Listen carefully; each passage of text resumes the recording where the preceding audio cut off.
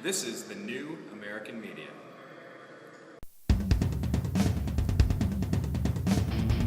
Broadcasting to you live from the Milky Way galaxy, the solar system, planet Earth, North America, the United States of America, California, Los Angeles to be specific.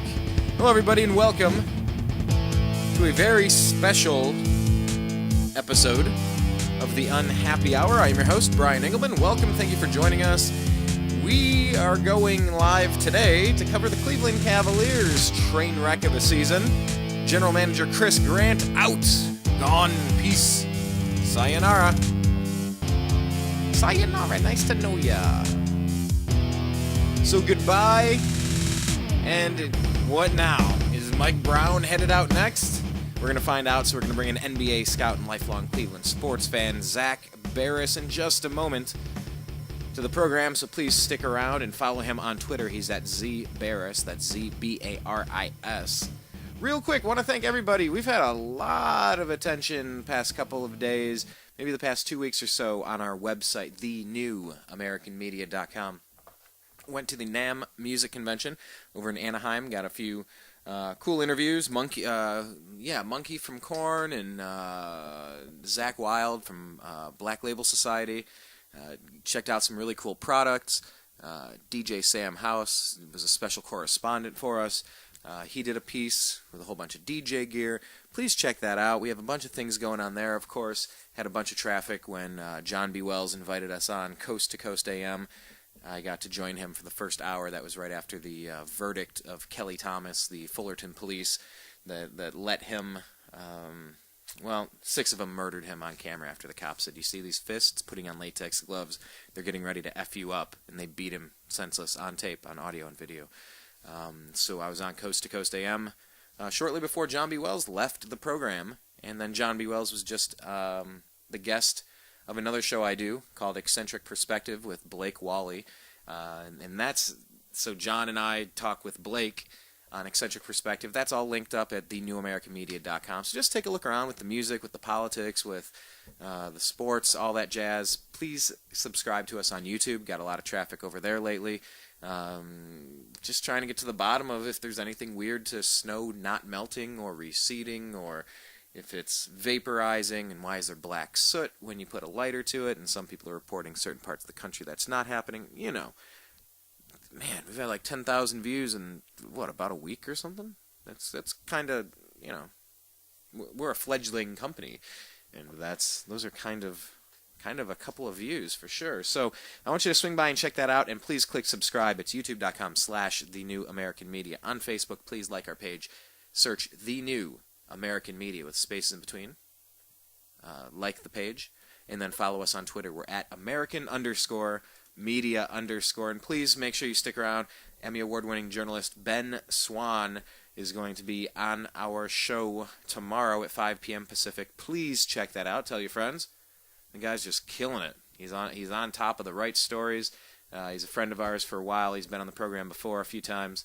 We haven't talked with him since he launched his new project back in July, I believe it was. So we're looking forward to having him. But you guys came here for sports, so let's get into it with NBA scout and lifelong Cleveland sports fan Zak Baris, shall we?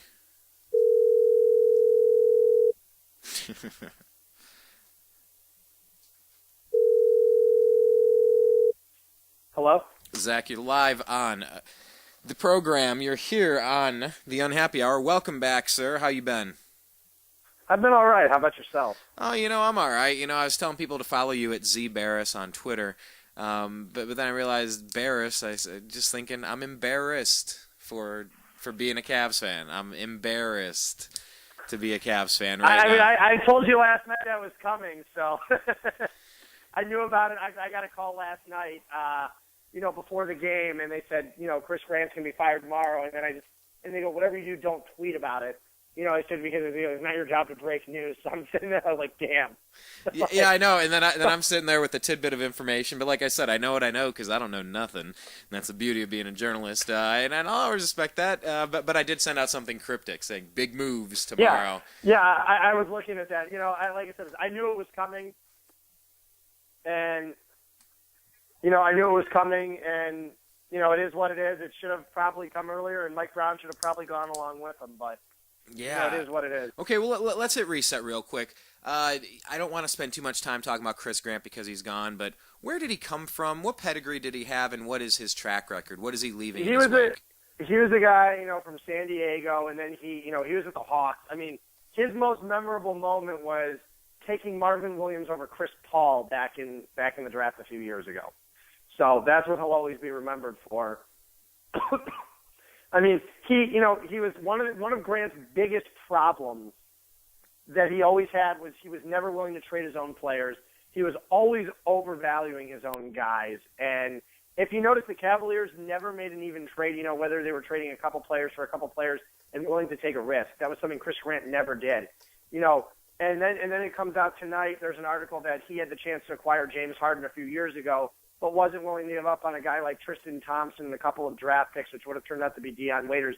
I mean, in the NBA, when you have the chance to acquire a superstar, you go out and get him. James Harden, huh? James Harden could have been a Cavalier. Imagine a backcourt with him and Irving, and then, and like I said, Cleveland fans, you can now forget LeBron James coming ever back into a Cavaliers uniform.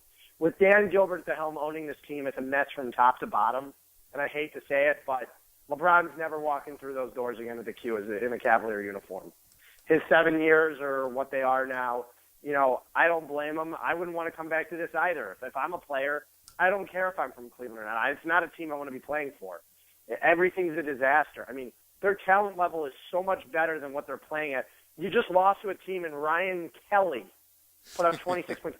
You lost to a team that had 4 healthy guys for the four players, yeah, and they had a team that fouled out, and then there's some obscure rule. Can you explain? Can you break that down? Well, hold on. I'm getting ahead of myself. So Chris, because I want to get to that Laker game yesterday, and I want to talk about Mike Brown, and but anyway, so Chris Grant came from that pedigree, picked somebody else over Chris Paul. And then what was he responsible for the Cavaliers? How long has he been the GM? Since Danny Ferry? He's been the GM since Danny Ferry was fired back in 2010, and so basically Chris Grant has been the GM since. He was responsible for drafting Kyrie Irving, which 29 GMs in the league at the time would have made the same call. So, it's not like he's a genius for drafting Irving, but he'll always be remembered for taking guys like Tristan Thompson over guys like Klay Thompson in that draft, or whether it was Kawhi Leonard. They desperately tried to trade back up and get a guy like Klay Thompson and Kawhi Leonard in that draft. They tried to get them both, but instead he took Tristan, and it's something they have to live with now.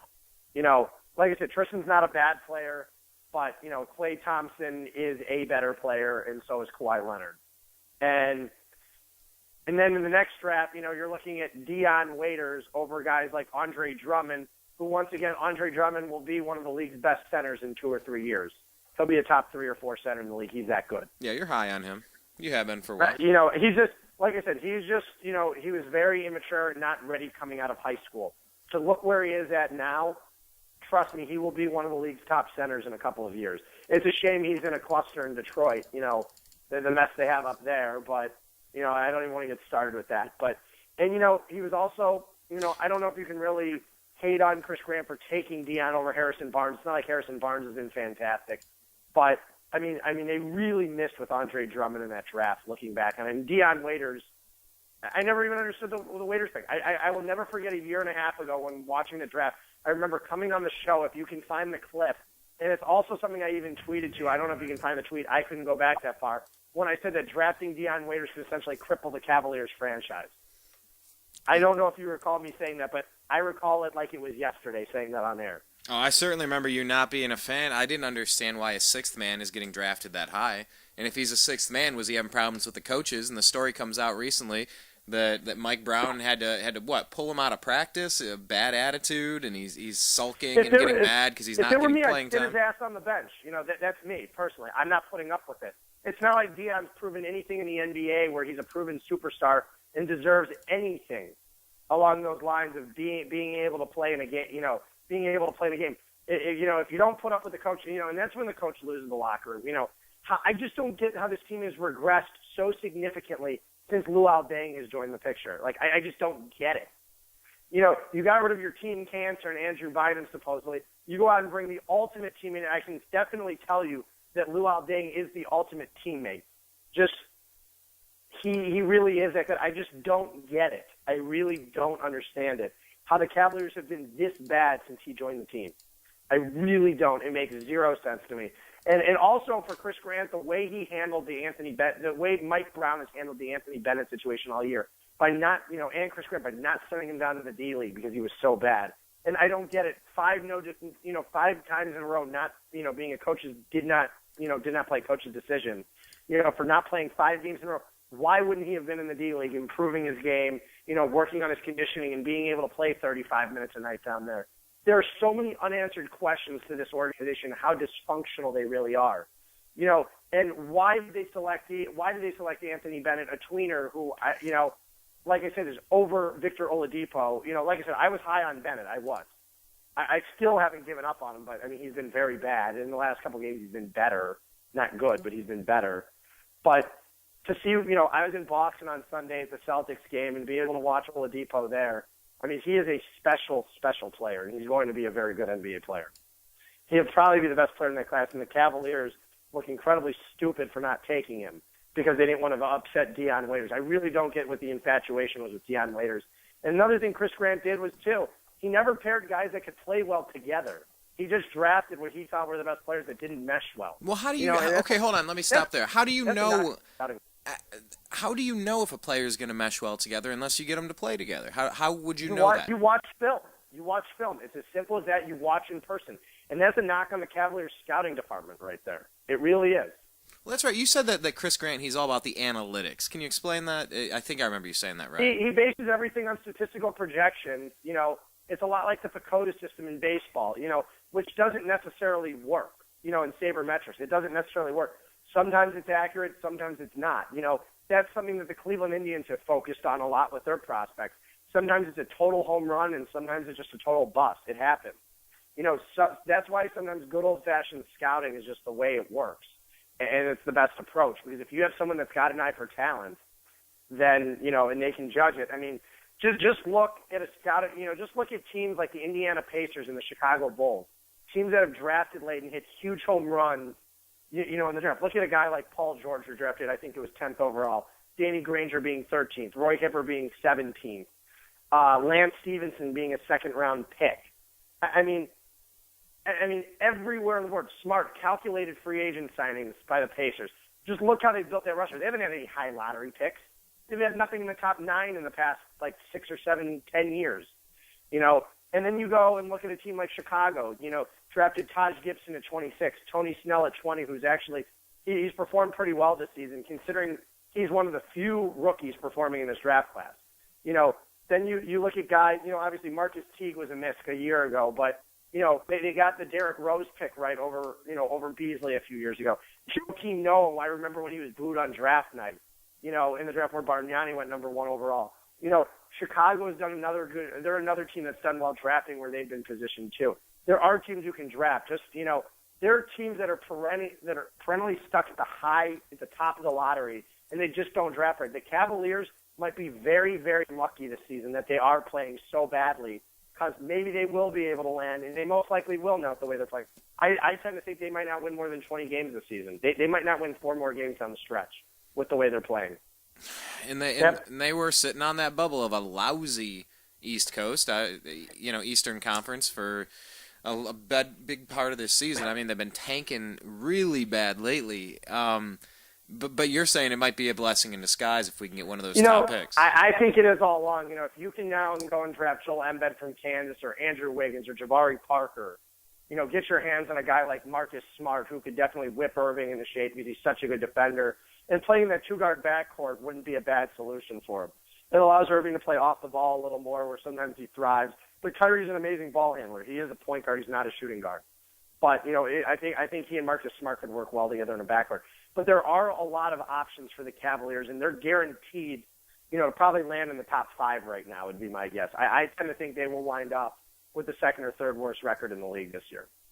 2nd or 3rd. By the time it's all said and done, I guess you're saying. I tend to think it'll be Milwaukee and then Cleveland. I really do. Jeez. I really do. And, Cavs fans, if you're still watching them, do something better with your time. That's all I have to say. it's funny, I get tickets a lot of times to the game. I've got friends in the front office, just connections. A lot of times I'm not even in Cleveland. Last night I happened to have 6 tickets to the game. You know what? I had trouble giving them away on Twitter yesterday. So, I wasn't there, so I didn't bother going. And I just saw it, and I was like, you know what? I might as well just. I was like, I've got tickets in my hands. I noticed they were on my. I noticed I had them. I was like, club seats, okay. I was like, whoever wants them, they're yours. No free of charge. So, I can't even give those tickets away, and I get tickets all the time. And my mom's telling me, she's like, oh, I've got tickets to this, or someone's got tickets, and I go, if you want to give them to me, I'll try giving them to someone. And a lot of times I can't get rid of them. They're that bad. I really don't understand it. Yeah, and I don't either.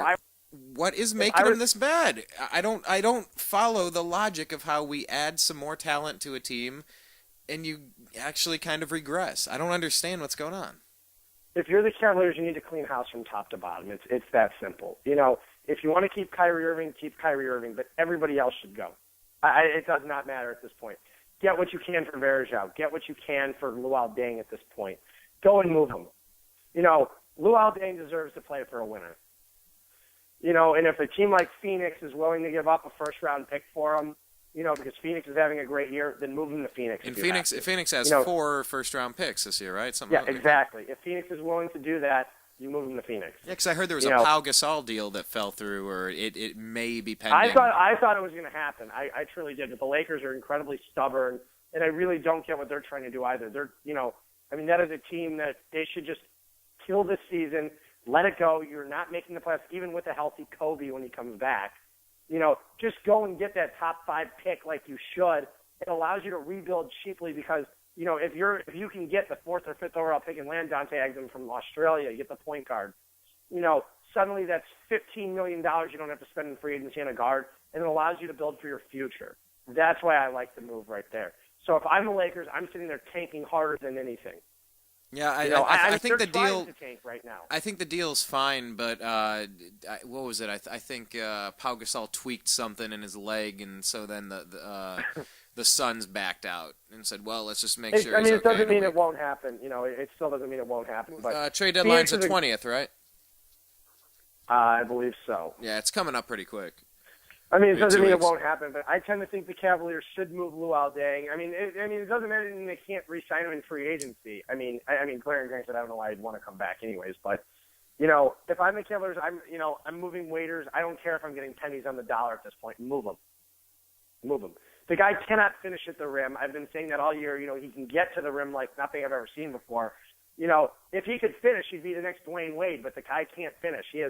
He makes under 50% of his shots at the hoop. I've never seen anything like it. It's terrible. He cannot finish. That's terrible. The team just takes random jump shots. I can't go into too much depth on the coaching issue just because I don't want to upset anyone. I've got some friends that are coach for the Cavs.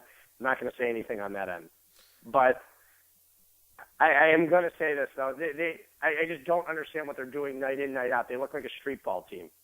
They look like a team that's being coached by, a parent in Little League. Let's go to Mike Brown, the parent of a Little League player coaching the team. Chris Grant decided to. Now, was it Chris Grant's decision to bring Mike Brown back, or was it Dan Gilbert's? Because Dan Gilbert. It was a combination of both. Gilbert approved the move, obviously. Dan Gilbert. What is Gilbert even talking about today? I have full faith in the coaching staff and the team assembled, but how do you not in the general manager? How is it the general manager's fault that the team's underperforming if you have faith in the roster and the coaching staff? It just doesn't make sense. If you're going to fire Chris Grant, you throw Mike Brown in with it, and you start making a bunch of trades. That's what you do. This team needs a complete overhaul. Dan Gilbert is one of the worst owners in all of sports. I'm going to sit here and repeat it. He does not know what he's doing. He's not meant to own an NBA team. It's been filled with empty promises to the city of Cleveland for years now. With the stupid casino, Columbus got a nice casino. I'm just going to say it. Cincinnati got a nice casino. Cleveland's is a dump. I'll say the Horseshoe Casino is nice, but it offers nothing. It offers no value, and they're losing money now because the Rock Casino opened up in North Randall. And that's making more money than the Horseshoe right now, or just as much. And, people, all the East Siders are flocking there. And, and Gilbert's all about it. He's been about empty promise, developing this downtown, developing that. He's honestly, he's just a businessman. That's what he is. He knows nothing about sports, and it shows. There are some people that are not meant to own sports teams. And if you would have told me that a month ago that the Cavaliers situation would be worse than the Browns, I would have told you you're crazy.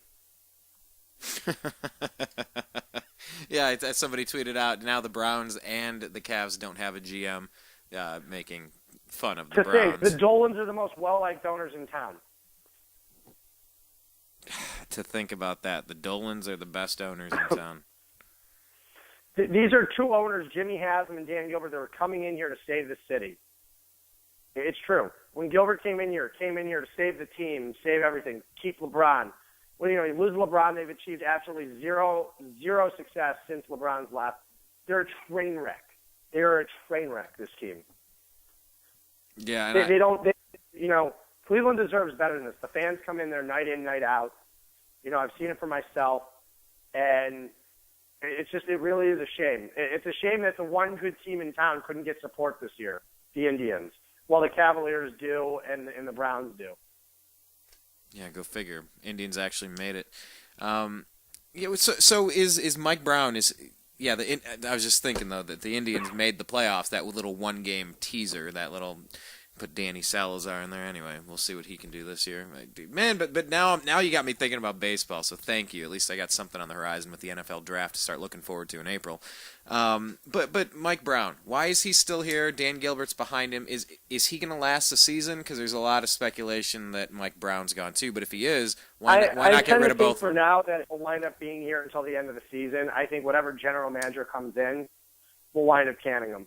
I think, like I said, if this were me and I were Dan Gilbert, I'd be going to George Karl right now and saying, listen, you can be the new team president, run this thing how you want to run it. This is what we need. George Karl has had a lot of say in personnel decisions over the years. He was one of the masterminds behind the Melo trade that will essentially land Denver a top 10 pick in this year's draft. And they got tons of talent. They were actually a better team without Melo than they were with him. And people are saying that maybe about the Cavs with Dion Waiters or even Kyrie Irving, because Kyrie is not playing like Kyrie. The problem is at this point, if you trade Irving, you're not getting equal value. And that's why I don't move Irving at this point. Unless you can get something that's equal value, if you can land a top 3 pick in this year's draft or even top 5, like I said, if you can land a guy like Exum or Smart, you can get multiple picks for Irving, I say do it, at this point. I really would. Are there any buyers in a position to do something like that? I wouldn't do it yet until the lottery's decided. I would not do that. If Milwaukee's willing to give up the top 3 overall pick, for Kyrie Irving, or the Lakers have a top 3 pick or even number 1 or 2 and they're willing to do it, at this point, I would say, not right now, but I'm saying once the lottery's in and the situation doesn't fix itself, I would do it. Like I said, what is it hurting? Irving's going to leave in a couple of years anyways. Try to rebuild this team. Get these guys in here that want to be here. I don't think anybody wants to be there, but I'm just saying, get these guys in there while they're cheap on the rookie contracts. Then you can go out and rebuild completely because this roster needs an entire overhaul. There's one key piece on this roster. Everybody else can go. Nobody seems to be giving a crap any night of the week for this team. I mean, to lose by 11 points to the freaking L.A. Lakers, who are coming out with not even a roster that might even lose to a couple D-League teams. On the road, who just played a back-to-back, for Minnesota, and didn't even get in until 5 in the morning yesterday. To lose them by double digits is the most embarrassing loss in NBA history. It's got to be up there. Explain what happened there with the player falling out with the Lakers. I caught the highlight. It's pretty ridiculous. I've never seen anything like it. I've never seen it before. I've never even seen it. I didn't even know what the hell was going on. I was like, how is he still in the game? Well, that's like Bottlegate. What was that against the Jaguars with the Cleveland Browns, where they ran another play, but then they said no, we're challenging 2 plays ago. It's like Dwayne Rudd taking off his helmet, and then they get another chance to kick it, and then the Kansas City Chiefs beat us. It's like a 98-yard drive from Elway. It's LeBron breaking up with us. Watching a sex tape with LeBron on national TV. By the way, I'm breaking up with you. Here's me banging my new teammates.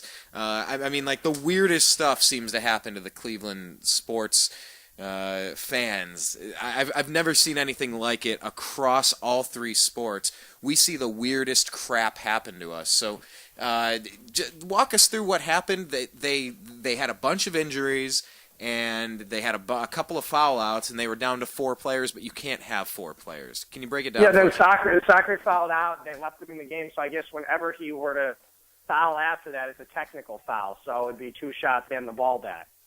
So, I mean, that's what I got of it. I mean, I still really just don't. I didn't even turn it on until there were a few minutes left in the fourth quarter last night. Actually, I turned it on in the fourth quarter, and for the beginning of it, and watched the Cavs come back. And watch Austin Carr and Fred McLeod get all excited about the Cavaliers, because they have to.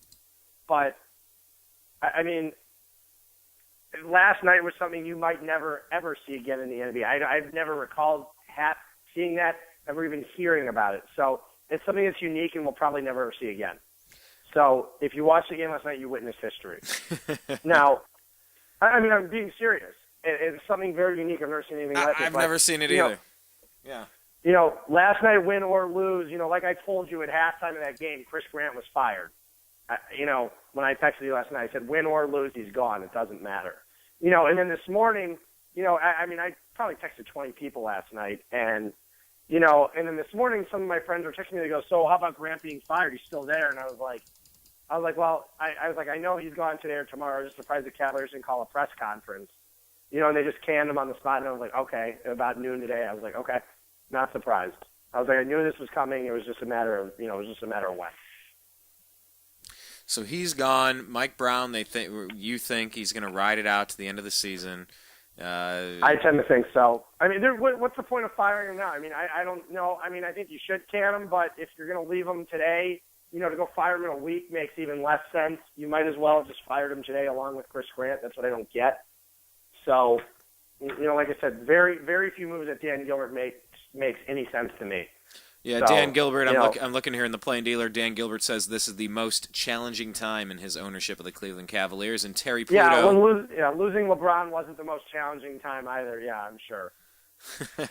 Well, maybe the most challenging times was the 3-year period of losing LeBron to watching this whole thing train wreck when you thought you had at least a new building block in Kyrie and you still can't add anything to him to even make the playoffs in a horrible Eastern Conference. But Terry Pluto is saying Cleveland Cavaliers firing GM Chris Grant and keeping coach Mike Brown doesn't make much sense. And I agree. Doesn't make any sense. I don't understand it.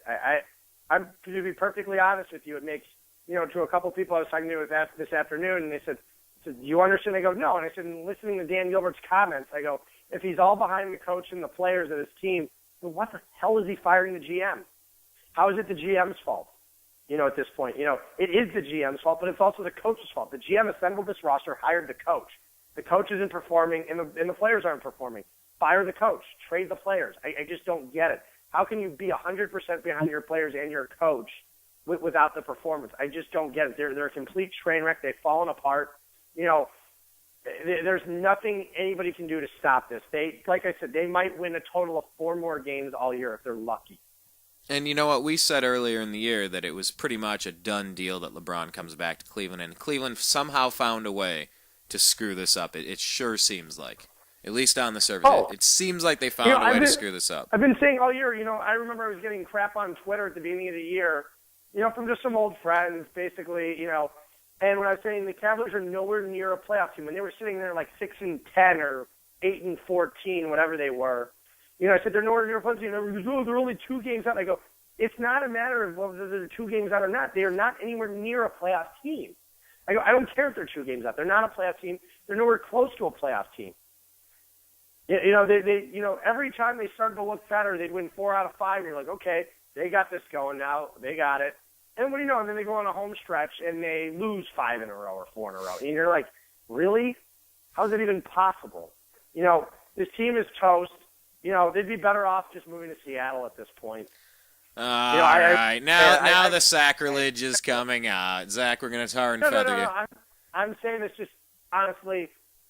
Dan Gilbert sucks. I'm just going to say it as it is. He's one of the worst owners in the NBA. He really is. He's got to be one of the top 3 worst. He's up there with the Maloofs. Why don't you type him a letter saying that in Comic Sans font? I would have.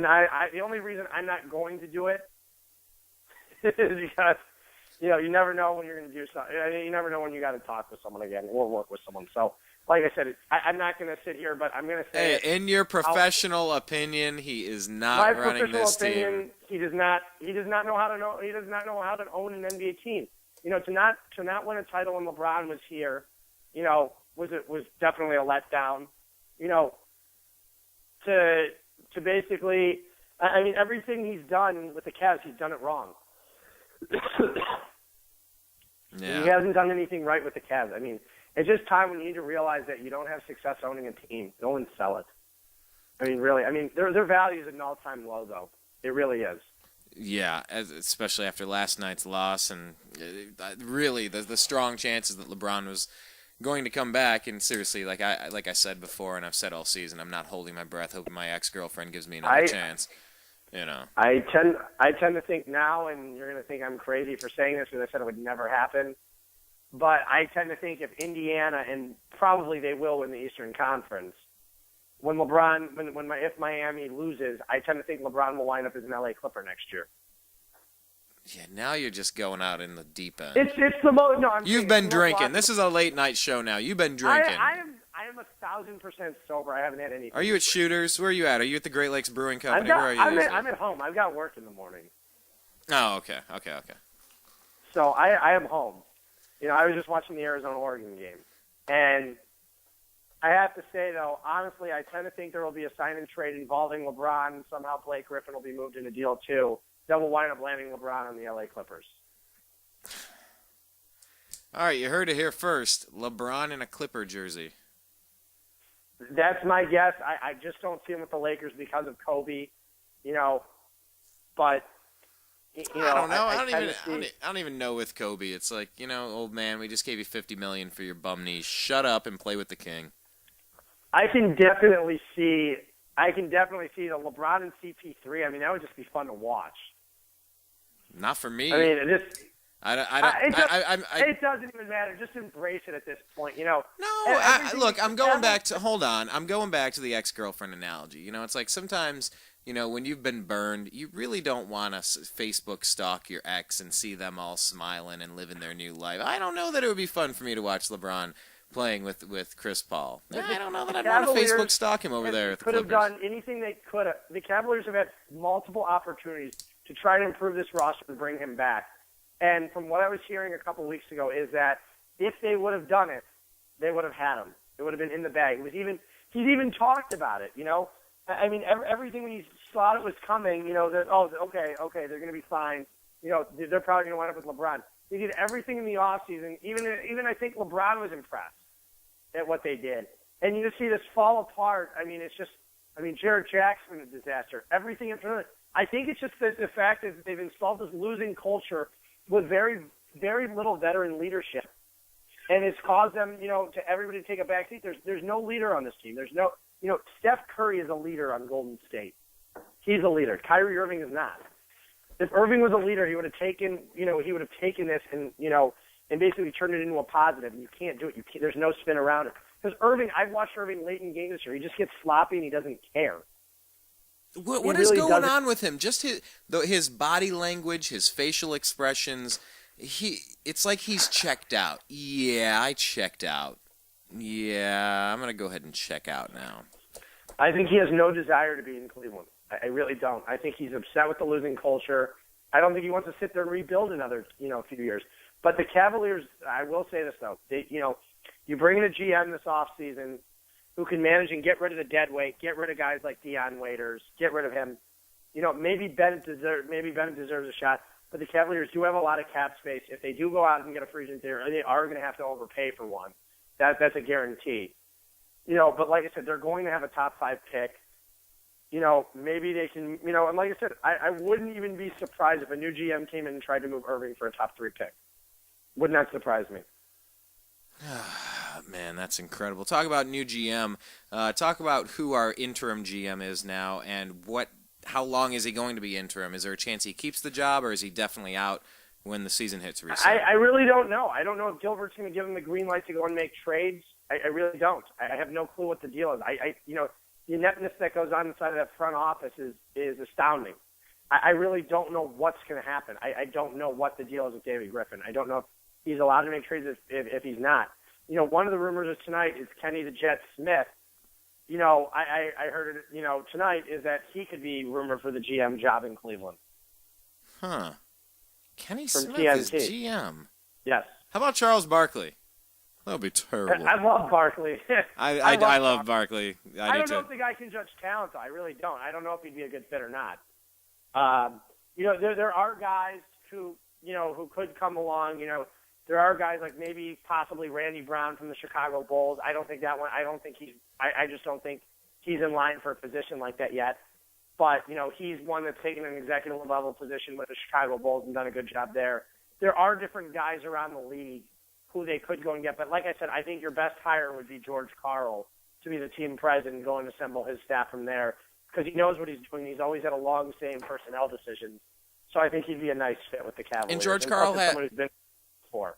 He's somebody the what? Plus, it's someone who's been in Cleveland before. Yeah, I'm sorry, I talked over you there. That's exactly what I was going to say, is that he has a Cleveland history. I mean, so did Mike Brown.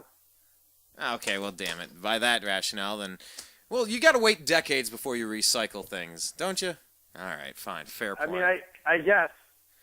I mean, it's just interesting to see where the Cavs are going to go, but, you really got to feel bad for this fan base who, all these fans are so loyal, they care so much, and they're just let down over and over again. They really are.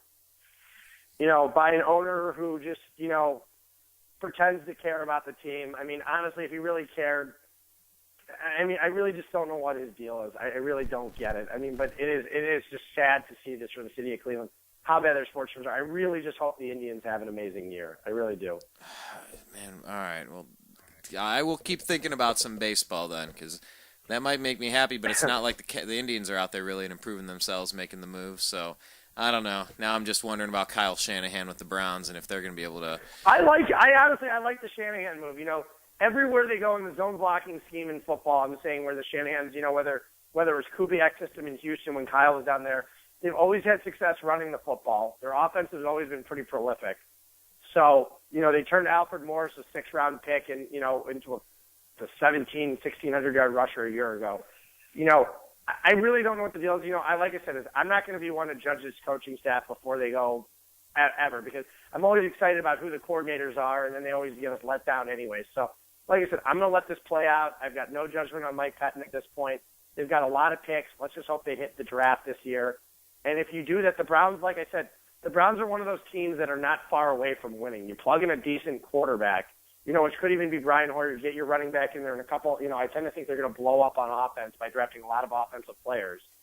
I'm not saying they're going to be a 10-win team next year, but it would not surprise me if they do because they have the talent for it. And that's what I'm saying. When you have all those Pro Bowlers and when you're a healthy team, that team, look at Kansas City. Kansas City was a 2-win football team the year before. They go out and get a decent quarterback who can manage the game, and suddenly they're an 11-win football team. I mean, stuff like that happens in the NFL. It's not like the Browns were when they were under Mangini where they needed 4 or 5 years to rebuild because they were so depleted of talent. You knew they had no shot at even getting close to winning more than 4 or 5 games. This is one of those Browns teams that has a ton of talent on it that's, where if they can add some depth to certain positions, they've got $45 million in cap room. Go and spend it. Joe Banner's not one to shy away from spending in free agency. He never has. And look what he did with the Eagles a few years ago when he assembled the so-called all-star team. They can make a move, and I fully expect – I'm not saying the Browns are going to be great, because I'm not saying it by any means, but they are one of those teams that if they do go out and get a game manager, look how much better they were with Brian Hoyer last year in draft. Draft Bortles, Manziel, or Bridgewater. You've got your quarterbacks for next year, you can go in there. That's what I was going to ask you. Are they interchangeable, those three? Do you have a favorite at this point? Bortles came on late. Bridgewater was an early favorite. I like them all, to tell you the truth. Bridgewater's got that skinny frame, and it kind of scares me. But, at the same time, I think all three of them could be really good NFL quarterbacks. I think Manziel has I like Manziel. He's got that home run potential, but he also screams busted points, too. I do like Johnny Football, though. I think he's electric. I think he brings something to the city of Cleveland that they've been lacking for the past few years. He brings excitement to the table, which Cleveland hasn't had to offer. But like I said, Manziel, he could be a really great football player, could be a huge bust. I really don't know what the deal is with Johnny. But I do like Blake Bortles a lot. He's a big guy. You know, he reminds me a little bit of Roethlisberger, and the fact he's just a big guy. You know, and I do like Bridgewater too. I'd be happy with either one of the three on draft day. I really would. And then with the second pick, do you go Carlos Hyde? Do you go? I mean, obviously Sammy It depends Watkins what's won't on be the there. board. It depends. You go with the best available, whether it be C.J. Mosley, an inside linebacker, you know, from Alabama. If he's there, imagine the Browns' linebacking core. You know, having Kruger, Mingo, you know, Jabal Sheard, and then Mosley, and you have DeQuell Jackson. I mean, that'd be lethal. Look at the 49ers and what they've been able to do, you know, with their linebacking core. Look at the Seattle Seahawks. You know, these teams have just been absolutely dominant. They've had unbelievable linebackers. You know, and I mean, and their big hole last year was Craig Robertson starting in middle linebacker. He was terrible. I can't name how many countless plays he gave up on. So that's something the Browns, it's a huge position the Browns need to fill in. And I think, you know, you add another wide receiver around Josh Gordon, which I think will be added via the draft. You know, I think linebacker could be filled in free agency. I know they're going to spend. It's just a matter on what. And I think they're going to add weapons on both sides of the football. I do. But I'm not saying the Browns are going to be a 11 or 12 in football team. Don't get me wrong. They could easily win 4 or 5 next year. But I'm saying, though, they should be a much improved football team based on what their cap situation is, based on all their draft picks. I mean, they've got 2 picks in the first, 1 in the early second, and 2 in the early third. That's 5 picks in the first 3 rounds in the first 80-something picks. You should be able to capitalize and land 3 to 4 starters immediately with those picks. In At theory. least 3, if not 4 or 5. Well, that's what we got to figure out. What do we do with that second pick? Do you go Carlos Hyde? I mean, the pick is coming from Trent Richardson. It depends what you do in free agency. It depends. If you sign Ben Tate in free agency and you get a healthy Deion Lewis, I don't want Ben Tate. You like Ben Tate. He's just injury prone. I don't know. Not a big fan. Well, that's the problem though. But it's running back. You know, all running back. You know, in the NFL, you know, you're one snap away from being out for the entire season. That's the problem in the NFL. Good teams win because they have depth. If you look at all the good teams in the NFL, they either stay healthy for the entire season. If you look at the 2007 Browns, the one year they stayed healthy, they went 10-6. Nobody got injured. Juravicius was healthy out the year. Braylon Edwards, Derek Anderson. All those guys were healthy for 16 games. Winslow. Joe Thomas, all of them. That was the reason why they won 10 football games. It was a good team. They weren't loaded with depth, but they didn't get injured. You know, when teams stay healthy, look at all the teams that won the Super Bowl. Very few of them succumb to injuries. That's why. Or they're just loaded with depth. Look at a team like Seattle, loaded with depth. You know, I want to talk about Seattle real quick as we start winding things down here because, you know, the Browns took a long time. By the way, we're talking with Zak Baris, lifelong Cleveland sports fan and NBA scout. Follow him on Twitter at @ZBaris. That's ZBaris. I watched this coaching search, Zach, for week after week. It just seemed to take forever. Every other team filled up their head coaching vacancies quick, and we're just sitting around. So, you know, at some point, I crossed over from what the heck's going on to, they got this. I'm not worried. They're getting one of the guys in the Super Bowl, a Bronco or a Seahawk. It's all good.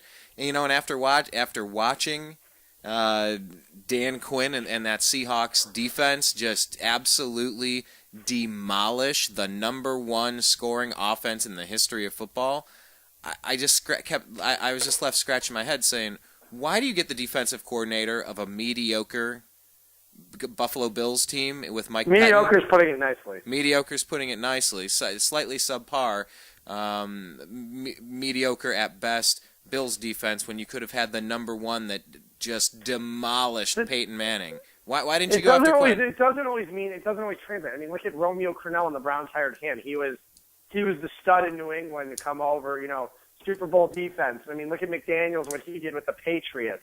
And then look what he did with the Broncos. I mean, just because you're a good coordinator does not make you a good head coach. Think about that. That's all I'm saying. I'm not saying Dan Quinn's not going to be a great head coach. But I'm saying, though, that the reason, you know, I'm not going to sit here and judge because I judge every Browns coach beforehand. And then sometimes I love the move, and then the coach gets fired after 2 years. You know, for most moves, though, I've hated all the Browns coaches. The only one I ever really liked was the Butch Davis hiring, and he's the only one ever taken the place, you know. And I did like the Crennel hiring at the time, didn't love it, but I hated the Mangini hiring. I hated the Shermer hiring. You know, so I'm not gonna sit here and even place judgment at this point because it's too early. I'm gonna let Mike Pettin do his thing. when he screws up and going 4-12 after the first season, they fire him, then I'll be able to judge. If that happens, yeah. No, I What do absolutely you mean agree. if? What do you mean if that happens? When that happens? Stop it, Zach. See, now, you're letting... you're succumbing to the dark side, Zach. You're letting it embrace you. I am still eternally optimistic for an undefeated Cleveland Browns season to bring home a Super Bowl. Why not? And there is a lot of talent based on the Pro Bowlers on this team. Whatever you're smoking back in California, please send it back to the Midwest. Hey, man, isn't it Bob Marley's birthday, man? Happy birthday, Bob. Yeah. Please send that back. No, I'll tell you what. Whatever you've got over there. Yeah, you miss it. I know you're moving back here. I But I don't smoke weed though, so. Nah, fair enough. You just want the Fukushima radiated weather, so it's a little warmer. I get it. I honestly miss it out there. All my friends keep asking me right now. They go, "When are you moving back? When are you moving back?" I go, "Hopefully by the end of the summer." I gotta play things out, see how this how my current job is going and everything, but hopefully I will be moving back by September or October though. I'm really hoping for it. I just need to make sure everything works out. I promised back in my life I will move back there sometime soon. But now I've been on the lines after being in Boston last week, and I'm thinking, do I want to live in Boston, New York? Do I want to live in Boston or New York? Or, because like I said, I can't deal with the Chicago cold anymore or the Cleveland cold. This has been the worst winter of my life weather-wise. I haven't, I can't even tolerate this. Walking outside in negative 30-degree temperatures with the wind chill, negative 40 degrees is just the most brutal thing I've ever experienced in my life. Hey, in the Revolutionary War, they fought for 7 years without shoes, man.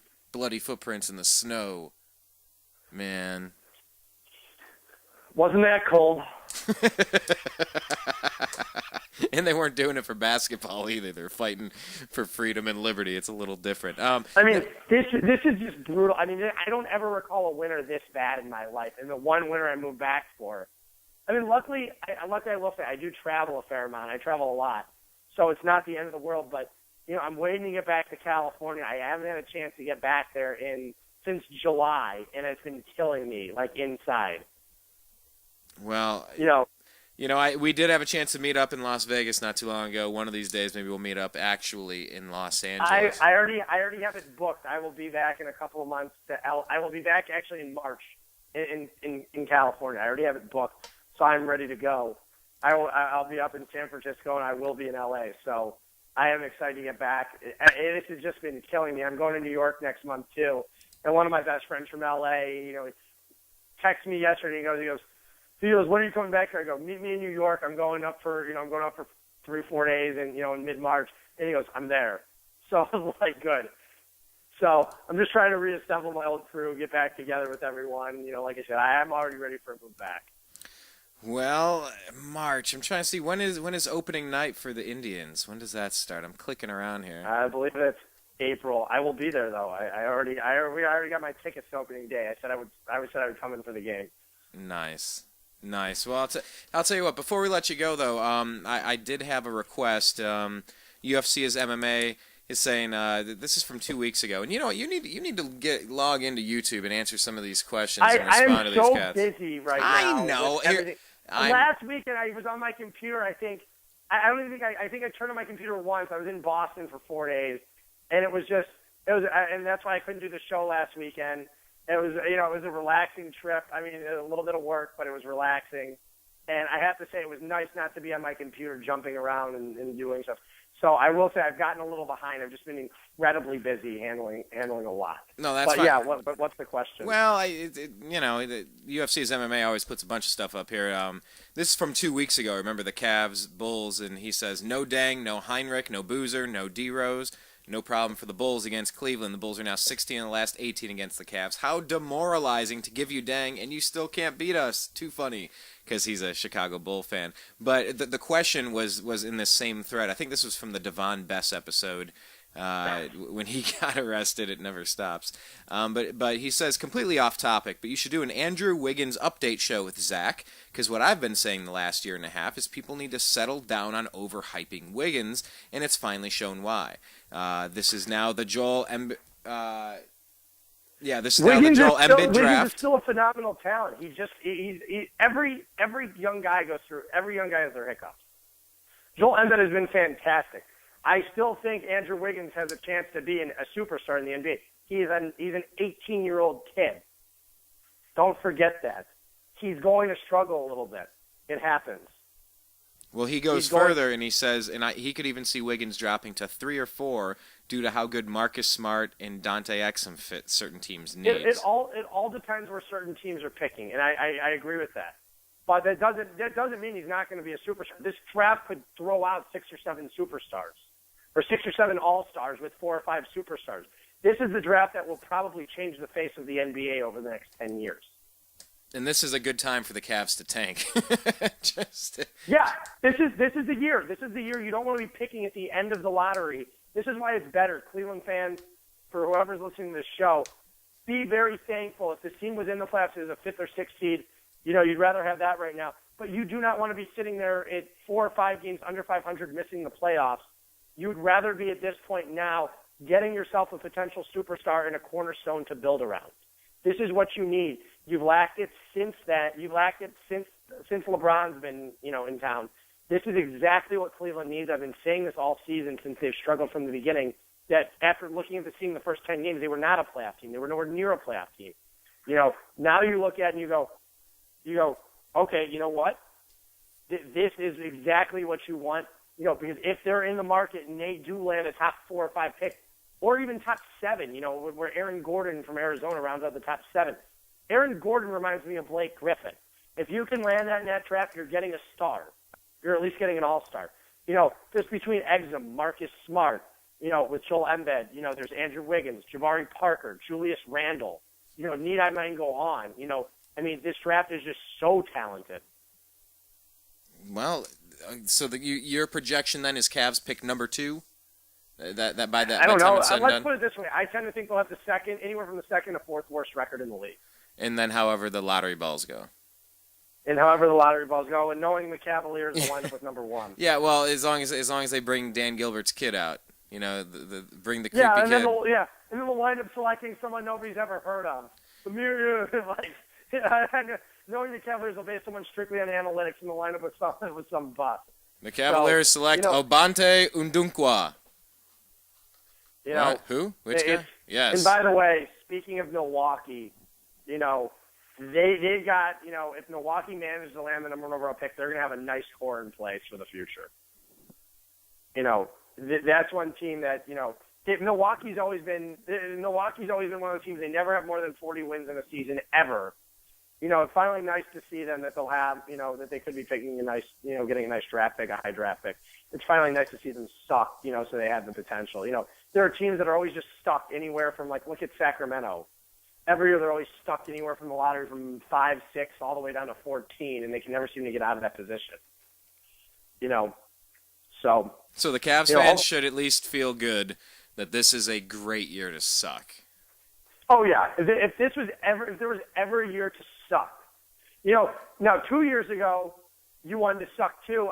The Cavaliers, if they would have lost that coin toss with New Orleans, they would have wound up with the 1st overall pick and been able to have Anthony Davis. And I think that would have rewritten the face of the franchise if they would have landed Davis over Anthony Bennett. Because that would have been Anthony Davis instead of Deion Waiters. You would have picked 1 instead of 4. And Anthony Davis was an automatic home run. You remember how high I was on him.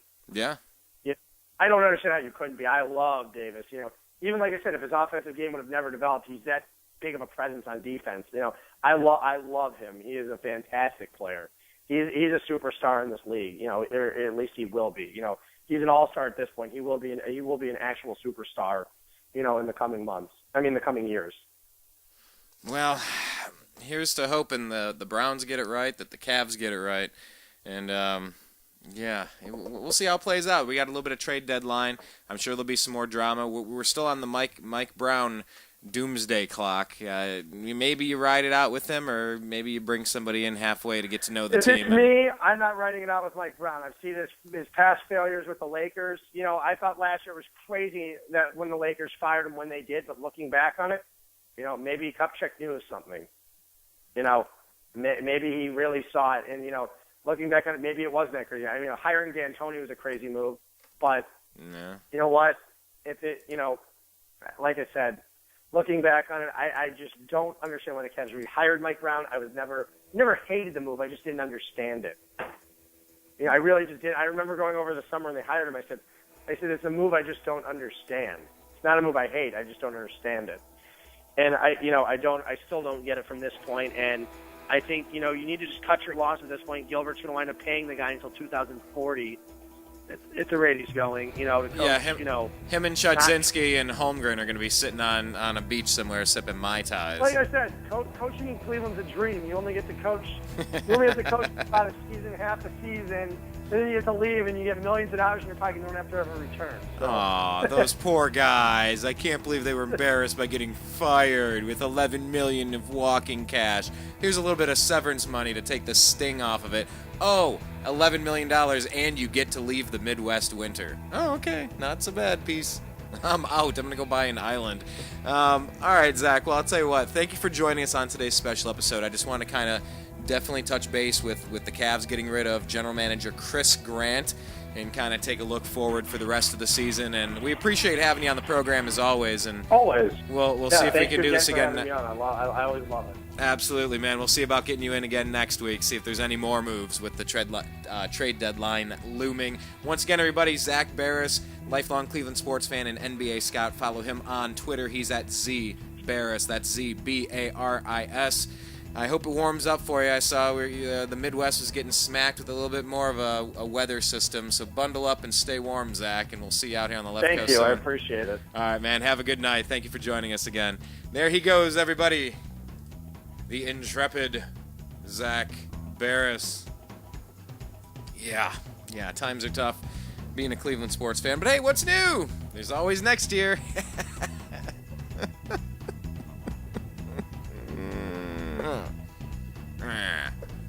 Oh well. But my name's Brian Engelman, and that's why I do this show, and that's why I called it The Unhappy Hour, because this is a place where Cleveland sports fans get together and talk about the misery of trying to root for Cleveland sports teams, despite the fact that the Indians, Cavs, Browns have never won a championship in my 34 years of existence on this planet. Yes, we've surpassed 100 cumulative years, and nothing since 1964 from those three teams has brought a championship to Cleveland, and here's to forever hoping we can change that. Please do us a favor, check out our homepage, thenewamericanmedia.com. We have some fiscally conservative, socially libertarian, and pro-capitalist, not crony capitalist or fascist, commentary and stories and politics over there. Please check it out. We have music coverage from the NAMM convention. Monkey from Korn, got an interview with him a couple weeks ago. Zach Wild, guitar player and frontman from Black Label Society, got a quick question with him and got a 9-minute guitar solo you can check out. So please do that. Subscribe to us on YouTube at youtube.com/thenewamericanmedia. On Facebook, search The New American Media with spaces in between and like our page. And on Twitter, we're at American_media_. Signing out for everybody here at the TNAM Radio Network. I'm Brian Engelman, signing off. Insert clever catchphrase here. No, really, insert clever catchphrase here. What's that thing they're going to remember you by? I don't have one yet. Hope you enjoyed. Peace. Agree to disagree. Yeah, it's a radio show we have on thenewamericanmedia.com every single Friday at 4:30 p.m. Pacific. Join the show. What do we talk about? Politics, religion, and spirituality. Basically anything you're not supposed to talk about in a bar. You're not supposed to have these conversations inside of a bar, but we have them every single Friday at 4:30 p.m. Pacific on thenewamericanmedia.com. Join the show, offer your opinion, and let's agree to disagree, but let's have a good conversation.